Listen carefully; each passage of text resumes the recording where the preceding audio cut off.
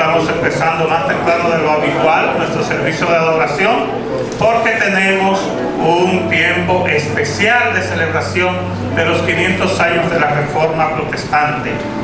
Vamos a escuchar acerca de este evento, que es sin dudas el evento más importante de la historia después de la muerte y resurrección de nuestro Señor Jesucristo.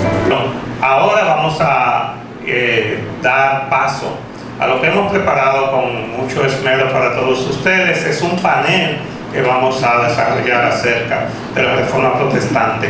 Hemos invitado a 3 panelistas, los 3 miembros de nuestra congregación, pero que van a conversar con nosotros acerca del contexto histórico de la Reforma, es decir, los antecedentes y sus causas, también acerca de los principios de la Reforma, el significado que significan esas 95 tesis, las 5 solas, etc. Y también sobre los aportes de la Reforma al desarrollo social y humano.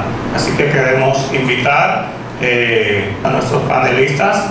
Muy bien, entonces ya a partir de ahora vamos a comenzar con las exposiciones de cada uno. Cada uno de nuestros panelistas tiene 15 minutos para presentar el tema desde la perspectiva que ya escucharon, y después de esos 15 minutos entonces vamos a escuchar el siguiente y el siguiente hasta que hayamos terminado, empezando con nuestro hermano Carlos Flores. Hermanos, es un tiempo de bendición.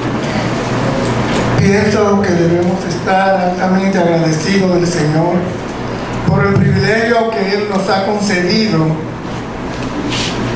de nosotros estar hoy aquí juntos para compartir el tema de uno de los acontecimientos más grandes de la historia después de la introducción del cristianismo.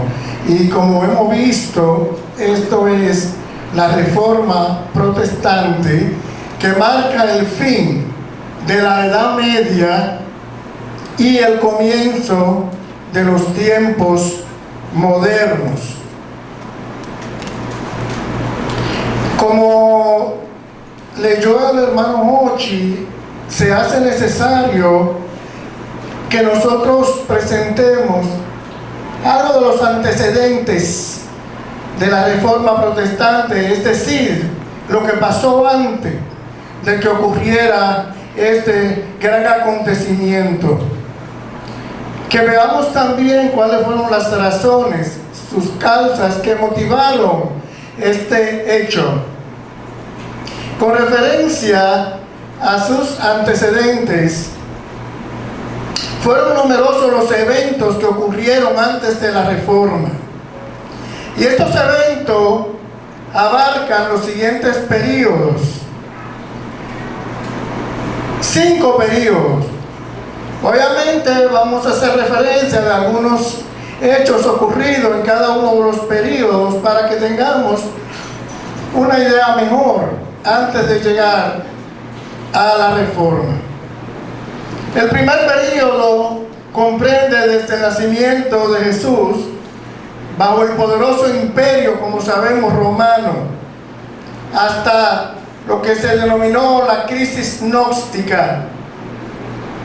Y un imperio que, a pesar de sus muchos malos gobernantes y la corrupción de los funcionarios de categoría baja, conseguía mantener una tosca justicia que el mundo no había conocido antes. Sus ciudadanos se enorgullecían de este imperio y de sus conquistas. Sin embargo, con toda su unidad que había allí de autoridad imperial y también de dominio militar, Roma no aplastaba las instituciones locales, lo que significa que los habitantes de las distintas provincias gozaban en gran parte de gobierno propio. Incluso sus prácticas religiosas locales eran generalmente respetadas. Entre las masas permanecían los antiguos idiomas y costumbres. Aún los gobernantes nativos también gozaban de una autoridad limitada en ciertas regiones del imperio. Si hay algo que contribuyó también con el éxito de Roma como dueña de sus diversos súbditos que tenía, fue ese trato que dio de derechos y de prejuicios también locales. Otro aspecto a considerar fue la diversidad del imperio, diversidad que se hizo más notable también en el pensamiento religioso. Como podemos ver, hermanos, el cristianismo no entró en un mundo vacío. La llegada de este importante acontecimiento, como hoy lo estamos celebrando gracias al Señor, halló la mente de los hombres también llenas de conceptos del universo, conceptos de la religión, del pecado y de recompensas y castigos con los cuales, como decimos hoy día, el cristianismo tuvo que vérsela, y a los cuales el cristianismo también tuvo que ajustarse. El cristianismo entonces no encontró un suelo virgen. Los conceptos que halló formaron gran parte del material que tuvo que formar él y asumir para hacer su estructura. Como sabemos, muchas de las ideas de aquel entonces ya no son las del mundo moderno. El cristianismo se encontró con algunas cosas del mundo, del pensamiento, que también eran elementos de la antigua religión universal y que vienen también de la más remota antigüedad. Todos los hombres, con excepción de unos pocos que representaban ciertas escuelas filosóficas, aceptaban la existencia de uno o más poderes invisibles eternos que dominaban el destino humano y que debían ser adorados o aplicados mediante la oración, el ritual, el sacrificio. La tierra era considerada como el centro del universo. Y usted se preguntará, ¿por qué todos estos datos? Porque forman parte, aún la filosofía, de todo lo que encontró y tuvo el cristianismo que luchar, como yo decía, para poderse establecer y formar su estructura. Y ustedes saben que en aquel entonces también se hablaba del sol, de los planetas, de las estrellas, que arriba estaba el cielo y abajo la morada de los espíritus o de los impíos. Así que todas estas cosas, el cristianismo tuvo que luchar con ellas. Por otra parte, el mundo en que penetró también el cristianismo debía mucha influencia al pensamiento griego. Permítanme citar algunos de ellos, de los filósofos, porque esto influyó mucho aún en la teología cristiana. Nosotros, como hemos oído y sabemos, tenemos a Sócrates, cuyo principal objeto del pensamiento era la explicación del hombre. A él no le interesaba el universo. A Sócrates era la conducta del hombre, o sea, la moral. Era su tema de investigación más importante. Pero por otro lado estaba Platón, discípulo también de Sócrates, que se puede describir como un hombre de piedad mística, con una profunda percepción espiritual. Y para Platón, lo pasajero de este mundo visible no da un verdadero conocimiento. Él decía que el conocimiento de lo verdaderamente permanente y real se adquiere mediante una relación con las ideas, con patrones universales que existen en el mundo espiritual invisible, el mundo inteligible. También nos encontramos con Aristóteles, con un espíritu menos místico que también que el de Platón, y decía que la materia siempre ha existido, pero nunca sin forma, de ahí que el mundo sea eterno. Afirmaba que el mundo es el primer objeto del conocimiento cuyas transformaciones necesitan de un primer autor inamovible, y que ese es Dios. Como podemos ver, la filosofía griega tuvo poca influencia también en la época de Cristo, pero después de eso surgió otra corriente que sí tuvo que ver mucho con lo que es la teología cristiana. Por tanto, la filosofía en aquel entonces tenía que ser interpretada en términos de vida individual. O sea, ¿cómo podía el individuo alcanzar la plena realización de sí mismo? Y se dieron dos grandes respuestas. Una fue el epicurismo, que ya todos sabemos quién fue Epicuro en aquel tiempo, ¿verdad que sí?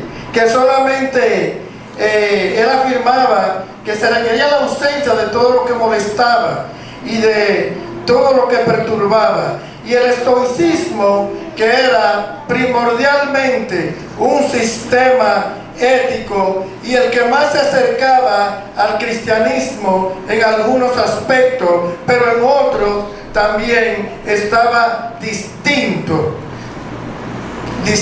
mejor dicho, de el cristianismo. El estoicismo habla de esa fuerza, de ese mundo invisible que todo lo penetra y lo gobierna. Hablaba del logo, su insistencia en que todos los que bien proceden son igualmente meritorios. Esta fue una de las corrientes que, como decía, se acercó un poco más a la teología cristiana. El segundo período comprende desde la crisis gnóstica hasta Constantino. Y este período se caracterizó por fuertes conceptos que negaban la humanidad de Jesucristo. Y esto se llama el docetismo. Afirma que Cristo no vino en carne, sino que vino en apariencia de fantasma. Esto es docetismo. Y estas opiniones generalmente han sido consideradas como el origen de este sistema, el gnosticismo. Propiamente hablando, el gnosticismo era o tenía un alcance todavía más grande, porque pretendía basarse en el conocimiento, pero no en el sentido común de la palabra, sino más bien en una sabiduría mística, en algo sobrenatural, por la cual los que se iniciaban en este tema eran conducidos a un verdadero entendimiento del universo y eran salvados también de este mundo malo de la materia. Tenía una doctrina fundamental de salvación. El gnosticismo, su característica era el sincretismo. Estaba mezclado con muchas cosas, muchos elementos, asumía distintas formas.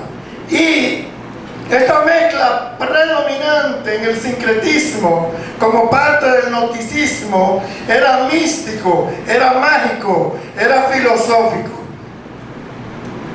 Su Dios no era el Dios del Antiguo Testamento, jamás. Su Cristo no tuvo nunca una verdadera encarnación. Su Cristo en este sistema no tuvo muerte, no tuvo resurrección. En este periodo se destacan algunas personas, pero uno de ellos que voy a citar es Marción, que también contribuyó con la Reforma Protestante. Otro aspecto a considerar dentro de este periodo es el desarrollo constitucional de la Iglesia en aquel tiempo, la cual como organización adquirió también la mayor parte de los rasgos constitucionales que habrían de caracterizarla durante el periodo de dominación de la cultura greco-romana. Allí nos encontramos con obispos, con presbíteros, con diáconos, que eran las órdenes mayores. Allí nos encontramos también, dentro de la constitución de la Iglesia, con la celebración del culto público, con el bautismo, con la cena del Señor y con el perdón de los pecados. Sobre este tema quisiera ampliar un poquito, porque todos sabemos que el concepto general y bíblicamente del cristianismo primitivo es lo que dice 1 de Juan 1:9, que si confesamos nuestros pecados, Él es fiel y justo para perdonar nuestros pecados y para limpiarnos también de toda maldad. Pero en aquel entonces se entendía que había pecados de muerte y que no podían ser perdonados. Unos pensaban que era el rechazo al Espíritu Santo, otros pensaban que era la idolatría o la negación de la fe, otros pensaban que era el asesinato, otros pensaban que era la lujuria. Pero en el Nuevo Testamento las acusaciones más severas en este sentido son las de Hebreos 6, del 4 al 8 y 10, del 26 al 31, que por razón del tiempo no voy a leer. Para personajes como Tertuliano, que se consideró uno de los padres de la iglesia en aquel entonces, que trabajó fuertemente, una de las figuras más notables también de la iglesia antigua, y quien para él el cristianismo era una locura divina. Él decía que habían pecados mortales, y ustedes saben que hasta el día de hoy la Iglesia Católica tiene una clasificación de pecados mortales y pecados veniales. Y él en este sentido decía que estos pecados mortales son la idolatría, la blasfemia, el asesinato, el adulterio, la fornicación, el falso testimonio y también el fraude. En el tercer periodo encontramos la iglesia como estado también imperial. Y en esta iglesia de estado imperial nos encontramos con el desarrollo del papado. La mayor parte de los obispos de Roma durante este periodo fueron hombres de mediana capacidad. Sin embargo, muchos de ellos, siendo así, se distinguieron también por ser hábiles conductores también de Occidente, y a ellos se debió el gran progreso de la autoridad del obispo romano. León I fue quien subrayó la primacía de Pedro entre los apóstoles y enseñó también que él era el sucesor de Pedro, el Papa. Ejerció autoridad por España y el norte de África, y también consiguió un edicto del emperador occidental Valentiniano III, ordenando a todos a la obediencia romana, que tenía todo el mundo que someterse al primado de San Pedro. Encontramos también el desarrollo constitucional de la iglesia, porque había una relación entre el imperio y la iglesia, como todavía ocurre también hoy, día hay una relación entre el Estado y la Iglesia, ¿verdad que sí? Específicamente la católica, donde se celebra el concordato y otra cosa más. Y en aquel entonces el emperador declaraba por propia iniciativa cuál era la doctrina correcta. Fíjense hasta dónde era el emperador, y reglamentaba en gran parte la administración también eclesiástica.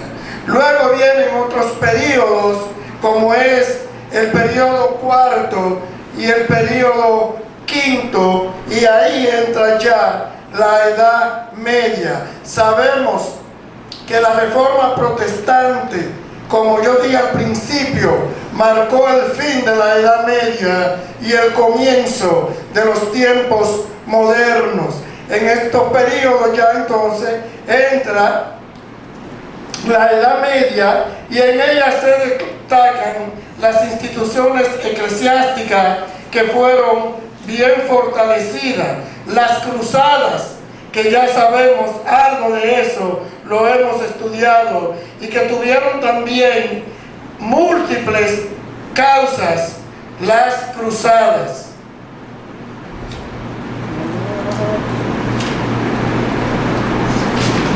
Finalmente, ya por razón del tiempo, terminándose ya con la reforma, con los antecedentes de la reforma, yo quiero entrar propiamente a la Reforma Protestante y mencionar rápidamente que ustedes saben que se inició en el siglo XVI, ¿verdad?, en Alemania, y que la situación religiosa y económica de Alemania a principios del siglo XVI era crítica en muchos sentidos. Rápidamente permítanme mencionar algunos aspectos. Los impuestos papales y la intromisión papal en los nombramientos eclesiásticos eran considerados como opresivos. O sea, el Papa ejercía presión, allí ejercía violencia. El manejo de los asuntos clericales, también por la curia papal, era considerado costoso, era muy corrompido. Los clérigos del país, tanto en posiciones altas como en posiciones también bajas, eran muy criticados por su mal testimonio. Las ciudades mercantiles estaban inquietas por las exenciones de impuesto al clero. El clero gozaba de todos los privilegios, excepción de impuesto, la prohibición de cobrar impuestos, los muchos días feriados y el apoyo de la iglesia a la mendicidad fue algo que también perturbó. Estamos viendo una panorámica de qué sucedió y cuáles fueron las motivaciones que llevaron a Lutero a desarrollar un grupo de escritos que ponían en evidencia los engaños a los que estaba siendo sometida la iglesia. Estos antecedentes de los que habla el hermano Carlos nos hablan sobre todo de muchas enseñanzas que existieron en la iglesia y de dónde provienen. Cuando él cita a los grandes filósofos griegos, cuando cita también a los pensadores de la Edad Media, está dándonos una pincelada acerca de dónde se sostienen todos esos inventos que vemos que se mantuvieron en la iglesia por tantos años, aún se mantienen en la iglesia católica y que no tienen una base bíblica. Entonces, si se fijan, la estrategia de que solamente unos cuantos iluminados tenían acceso al conocimiento y al crecimiento, tenía que, para sostener eso, tenía que esconderse la Biblia de la gente. Entonces, por eso estamos viendo, y era importante, antes de entrar a cuál ha sido en sí, o qué ha sido en sí la reforma, que viéramos de dónde surge todo lo que la reforma empieza a desmontar. Entonces pasamos ahora con nuestra pastora María Amelia Morín de Berrido, que nos va a hablar acerca de los principios de la Reforma Protestante. Hemos escuchado un recuento de la situación existente antes de la Reforma y podemos ver sustentado totalmente en la historia la decadencia que había en la iglesia en ese entonces, cómo había permeado el paganismo, la corrupción en todos sus niveles, y es entonces cuando se entiende necesario la Reforma, que no fue más que un movimiento religioso cristiano que tuvo lugar en Alemania en los años 1516 y 1517, y esto dio origen al surgimiento de una serie de iglesias que se llamó entonces, estuvieron bajo la determinación de protestantes. Sin embargo, es necesario reconocer que antes de Lutero y los demás reformadores hubo hombres que los antecedieron, que se llamaron los pre-reformadores, que jugaron un papel muy importante en este proceso fundamental de la iglesia, y a estos se les denominó entonces como los pre-reformadores. Y yo quisiera mencionar algunos importantes. Tenemos ahí algunas ilustraciones. Juan Wycliffe, prominente filósofo y reformador inglés durante el fin de la Edad Media, enseñaba en la Universidad de Oxford y promovió el conocimiento y la autoridad de la Biblia, y fue condenado por el Papa en el 1377 por apoyar al gobierno a confiscar los bienes y propiedades de los papas corruptos. Publica una traducción de la Vulgata latina en inglés. La Vulgata era la Biblia traducida del griego y el hebreo al latín. En este momento, este hombre, Juan Wycliffe, la traduce al inglés, y por su visión de reformador en la época más oscura de la Edad Media fue denominado como la estrella temprana de la Reforma. Pero también tenemos a Juan Hus, que fue ordenado como sacerdote en el 1401 y dedicó mucho de su carrera como profesor en la Universidad Charles en Praga. Fuertemente influenciado por este primero, Juan Wycliffe, afirmó que solo las Escrituras y no la Iglesia tienen la autoridad divina. Y aún siendo sacerdote católico, afirmó que solo Dios tenía la facultad de perdonar pecados. Entonces sus enseñanzas lo pusieron en conflicto con la Iglesia, y en el 1415 fue citado al Concilio de Constanza, una reunión que se daba para tomar decisiones cuando ellos entendían que habían personas que por sus proclamaciones eran herejes, y fue citado para defender sus creencias. Pero allí fue juzgado y fue condenado a morir quemado sin que se le diera la oportunidad de explicar su fe, porque esto se daba en ese tiempo. Cuando usted no se retractaba como Lutero de sus creencias, entonces usted era quemado en la hoguera. Y todo esto salía pues precisamente del gobierno que imperaba, la iglesia, ¿verdad?, que imperaba en ese momento. Tenemos a Jerónimo Savonarola, que fue un monje de la orden dominica que vivió en Florencia, Italia. Predicaba como un profeta, se dice, contra la iglesia, y dice que sus mensajes eran similares a los mensajes de Juan el Bautista. Llamaba al arrepentimiento. Y durante el carnaval florentino en 1497 organizó la fogata de las vanidades para protestar contra el materialismo y la inmoralidad. El Papa Alejandro VI lo excomulgó y junto a sus frailes lo colgó y lo quemó en la Plaza Signoria en Florencia el 23 de mayo del 1498. Pero la Reforma Protestante empezó exactamente en el 1517, cuando Martín Lutero publicó sus famosas 95 tesis, una pieza polémica que abordaba cuestiones relacionadas con las indulgencias en la Iglesia Católica. Martín Lutero nació en el año 1483 en Eisleben, Alemania, estudió leyes y luego entró en un monasterio en Erfurt. Antes de obtener su doctorado y ser profesor de teología en la Universidad de Wittenberg, ciudad donde también predicó en la iglesia donde era sacerdote. Pero a mí me gustaría dar una pincelada de lo que fue la vida, un poquito de la vida de Lutero.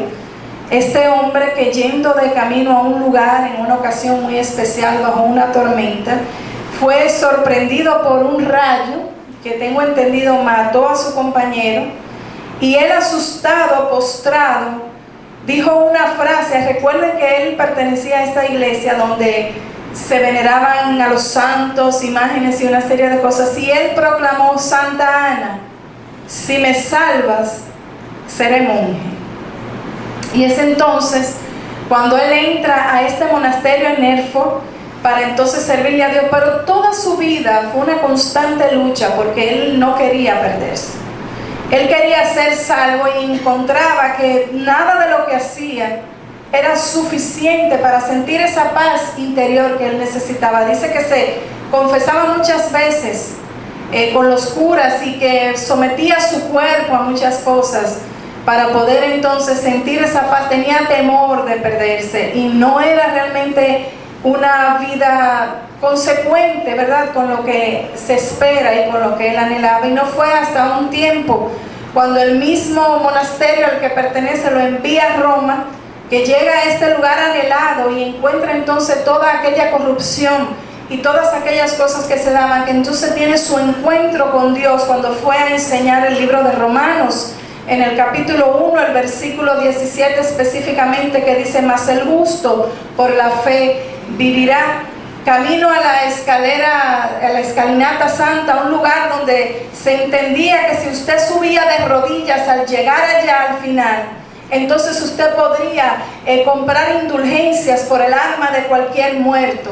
Y camino a esa escalinata, Lutero escuchó esa voz: mas el justo por la fe vivirá. Y es entonces cuando retrocede. Desde allí ya Dios, no Santa Ana, Dios estaba tratando con el corazón de aquel hombre que procuraba salvación, que procuraba conocer al Dios vivo y de poder. Y como Dios es un Dios bueno, Dios se reveló a él, así como se ha revelado a la vida de cada uno de nosotros y de todos los que hoy celebran la Reforma protestante. Lutero desempeñó un papel fundamental en esta reforma, porque desafió a la autoridad papal al afirmar que la Biblia es la única fuente de autoridad religiosa. Él creía que la salvación solo se podía adquirir a través de la fe en Jesucristo. Entonces, esta reforma avivó el descontento de todos los católicos de todo el mundo. Pero hay un evento que tenemos que considerar sumamente importante y crucial para nuestra fe en este tiempo, porque es precisamente lo que defendemos. En el 1516 y 1517 se da este evento a considerar. Johann Tetzel, un fraile dominico que sirvió como comisionado de indulgencias papales, fue enviado por la Iglesia Católica a Alemania con un propósito muy determinado: vender indulgencias para, con los fondos que se recaudaran, reconstruir la Basílica de San Pedro en Roma. Tal vez algunos de ustedes o muchos no saben qué fueron las indulgencias.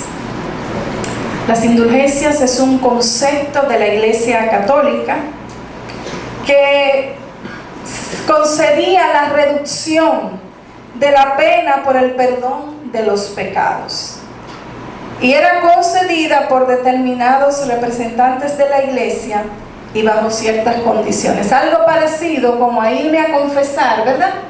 Y con hacer algunas cosas que esa persona demanda de mí, ya yo estoy perdonada, tal vez sin que haya un arrepentimiento genuino y sin haberlo confesado ni siquiera delante del único que tiene potestad y autoridad para perdonar los pecados.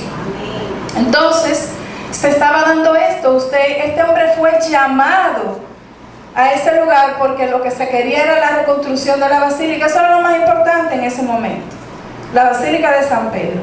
Y para esto las personas compraban indulgencias que consistían en un documento que conforme a lo que usted pagaba, le autorizaba a que su pena por su pecado entonces iba siendo menos.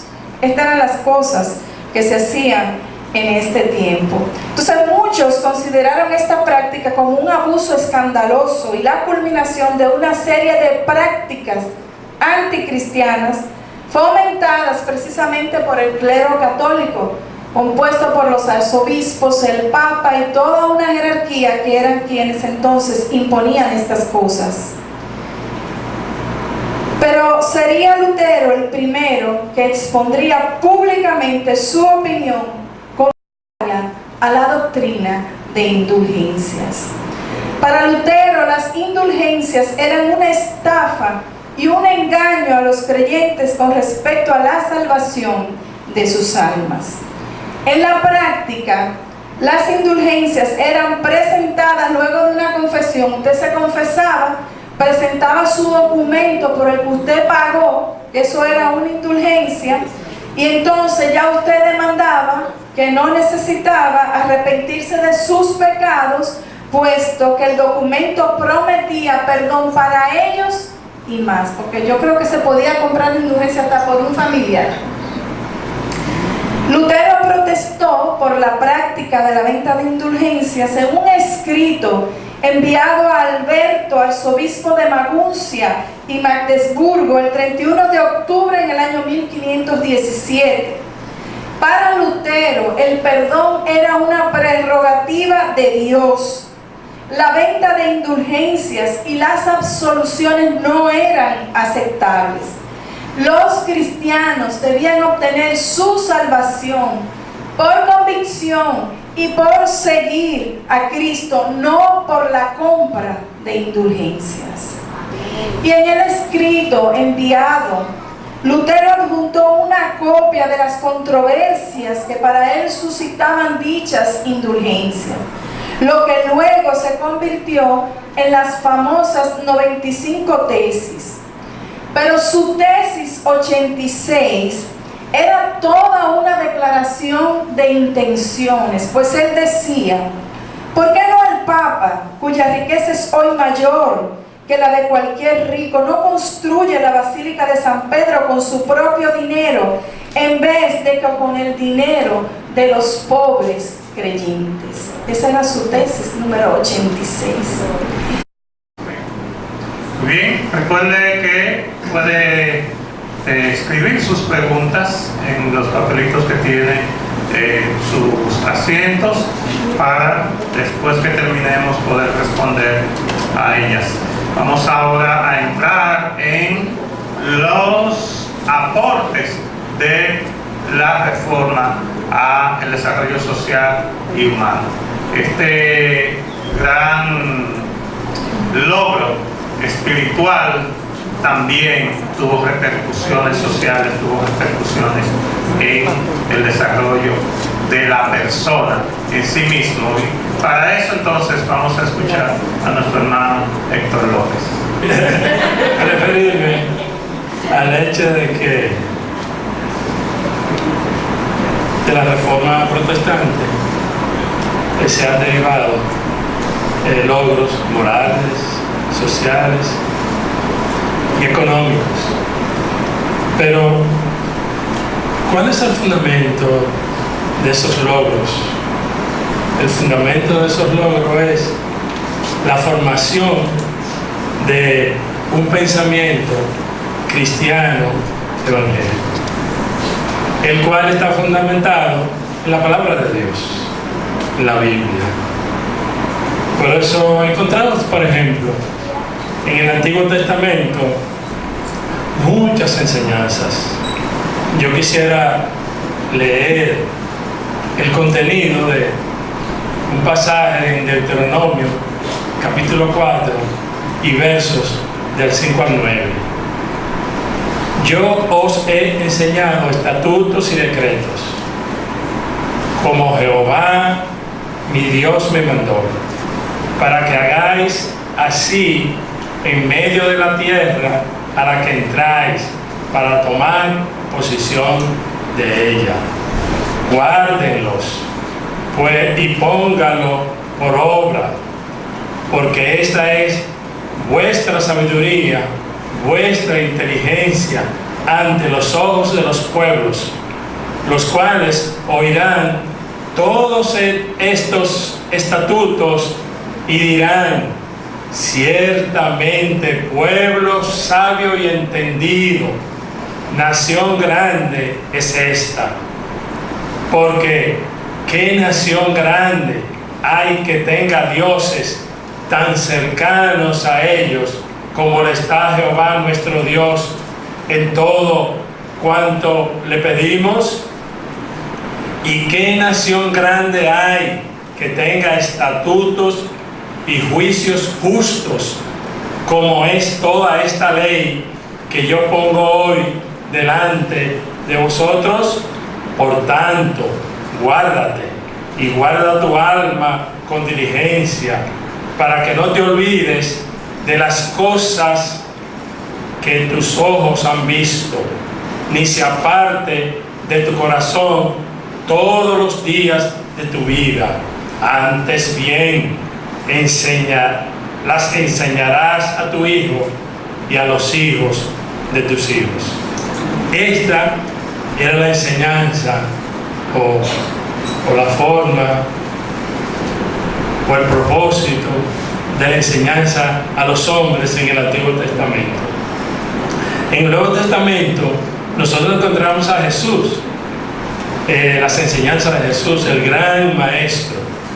Por ejemplo, nosotros podemos ver en el Evangelio según San Juan, capítulo 8, versos 31 y 32, dijo Jesús entonces a los judíos que habían creído en él: si vosotros permaneciereis en mi palabra, seréis verdaderamente mis discípulos y conoceréis la verdad, y la verdad os hará libres.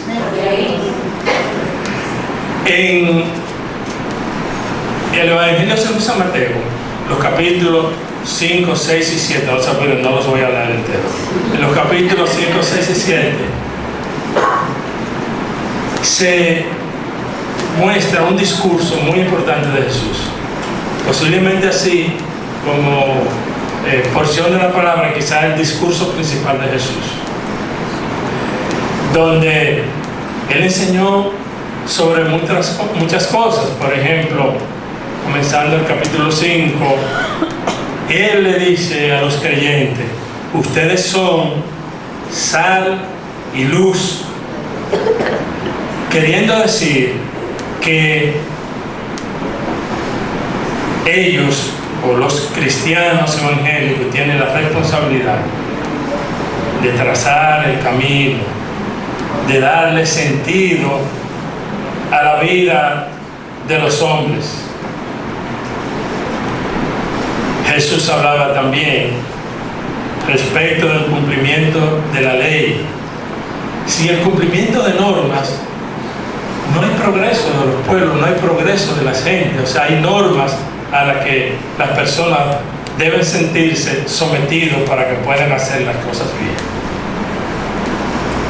Jesús enseñó también sobre asuntos como la ira, el adulterio, el divorcio, el juramento, queriendo hacer énfasis en la veracidad.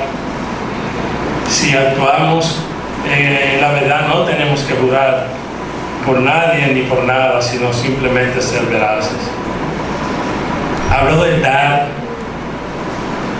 y al hablar del dar me viene a la mente uno de los organismos de la iglesia que se llama Manos de Paz. El dar significa obra social, contribuir con lo que tienen menos. Habló de tesoros en el cielo, queriendo decir que el atesorar en la tierra en demasía, más allá de lo que podemos, se constituye en avaricia. Habló sobre el afán y la ansiedad, queriendo hablar y enseñar que el cristiano evangélico deben ser personas sobrias. Habló de juzgar a los demás, señala la puerta, señala el camino, señala que el cristianismo evangélico es un estilo de vida. Él decía en algún momento: por sus frutos los conoceréis. Entonces, ¿cuál era la calidad de la enseñanza de Jesús? Pensemos en sus tiempos. Si nosotros leemos los últimos 2 versos del capítulo 7 precisamente, y no los 2 últimos, el 28 y el 29, casi los 2 últimos. Y cuando terminó Jesús estas palabras, la gente se admiraba de su doctrina, porque les enseñaba como quien tiene autoridad y no como los escribas. Lutero cultivó el pensamiento cristiano evangélico. Lutero estaba lleno de estos conceptos y los inculcó, los sembró en los reformadores. Y esto los enseñaban en los pueblos. Entonces, basados en la palabra de Dios, los que secundaron a Lutero sembraban luz y esperanza. Lutero y la Reforma Protestante. Aquí voy a referirme a algunos conceptos que fueron publicados por F. Cabrillo. Eso se publicó este mismo año, el 7 de julio de 2017. Creo que eso está en internet. Sí. Ok. La Revolución Protestante, eso es lo que dice Cabrillo. La Revolución Protestante se encauzó en manifestar un desacuerdo religioso y provocó la división interna, creando el protestantismo que encabezó Martín Lutero y sus seguidores, del cual yo formo parte. Muy bien, estas han sido las exposiciones y esperamos que ustedes hayan sido nutridos, como he sido yo aquí sentado, acerca del valor que tiene este acontecimiento para todos nosotros.